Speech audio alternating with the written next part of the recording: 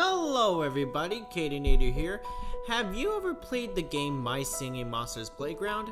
In a brief summary, it is a party game where you play as the characters from My Singing Monsters and play minigames in turn-based rounds. Playing minigames can help you earn relics, which is used to unlock stuff like costumes and decorations. It is a decent game. However, I think MSM Playground has a lot of unused potential. I'm talking about the characters, the minigames, a local hub, a freaking online mode! I don't think a game like this deserves to be left alone in a state like this. Which is why this video is a what-if prediction. I will be explaining what would happen if MSM Playground got an update. In the game, we can only play as 7 characters, who are Mammoth, Furcorn, Pom-Pom, Kana, Pango, Kongle, and Entbrat. There are a lot of other monsters to choose from, but there are some restrictions. The monsters have to have limbs to move around like in the minigame Snow Rollers and Blast Off. They also need to pick up stuff like an Apple Grapple and Dipster Bob. Monsters with a humanoid form automatically count since they obviously meet the criteria for the restrictions. Then I took a look at Furcorn and noticed the leaf stem on his head acted as if it were an arm. That changed about everything about their requirements. This meant that a lot of monsters have a potential chance of getting in the game despite their own body types. I did some research on this subject and I categorized the monsters into 5 groups based on the body type. The first category was the humanoid monsters, which are monsters that have 2 legs and at least 2 arms. The qualifiers are Shrub, Drumpler, Clamble, Bogart, Riff, Shellbeat, Forester, Flower, Flugel, Barb, Souza, Edamimi, Gnarls, Theramind, Capricorn, Ruba, Cloccula, Hollow, Flores, Tutu, Rorick, Punkleton, Yule, Hula, Fiddle, Moculus, Spirit, Vivane, Hehehe, Nerve, Humbug, Nebulob, Voodoo, Kazillion, Bellowfish, Eureek, Meebkin, Nightmare, Piplash, Thwack, Zucker, Dermot, Waji, and as a little extra, Sugarbush. The next monster group is the symbiotic monsters, which are monsters that have someone with them in order to meet the criteria for the character selection. The qualifiers include Bullaby, Maybe Bisonorous, Hibbity Hop, Pechidna, Denchus, and Bon Appetit. The third group is what I call all feet. Basically, they're monsters that have only legs as their limbs, but the legs can have the potential to move like arms. This group includes Mimic, Tring, Snizer, Sox, Flask, and Petumbra. The fourth and most interesting group in my opinion are the freeform monsters. These are monsters with more and less than what they need to meet the requirements for being in the game.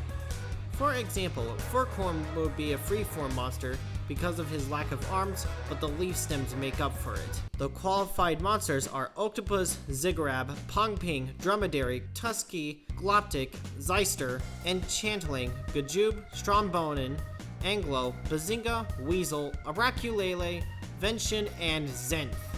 Lastly, there's the questionable monsters. These are monsters that should be a category, but have major flaws that prevent that. Flomox looks like that he has horns for arms, but he doesn't run with his legs, he just floats. Tiawa's legs don't look like they can be moved like arms. Plikaju does have legs that can be moved like arms, but the tail kinda gets in the way of everything. G'day has arms, but I think that they are just for moving around like dragging the body. And I don't know how G'day can move when carrying something. Trouble doesn't look like it would move around much, and the Blubberflies don't really help with much other than playing the harp on its back, even though the tails look like it can carry something. Carolong has arms and legs but just sits down. I don't think it could even move its arms and legs, it just floats. I would like to see Ogler in the game, but it doesn't make sense for that to happen.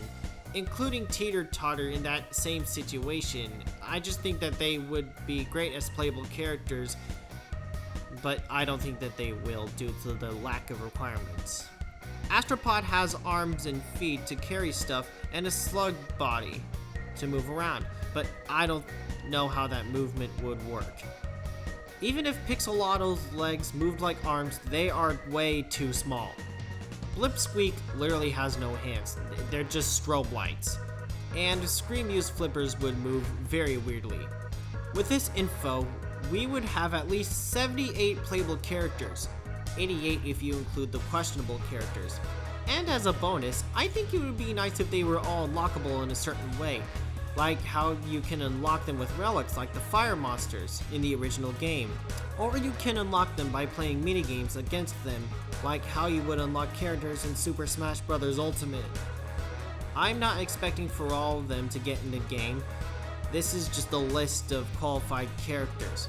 It would be funny if BBB did something totally different from the list. We all know how much they like to troll us. Also, they should really consider my list if they're really serious. I would like to know what I missed in this list, and questions about it in the comments.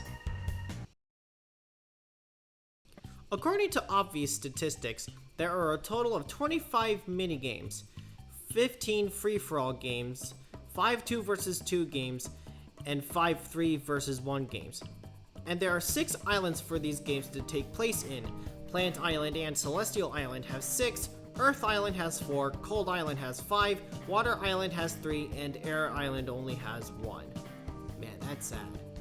I think if the developers updated this game, they would probably add more minigames and more islands. I think the islands would be the ones that suit each monster class the best. That, I think, should be Magical Sanctum, Ethereal Island, Woodland Island, Gold Island, and Amber Island.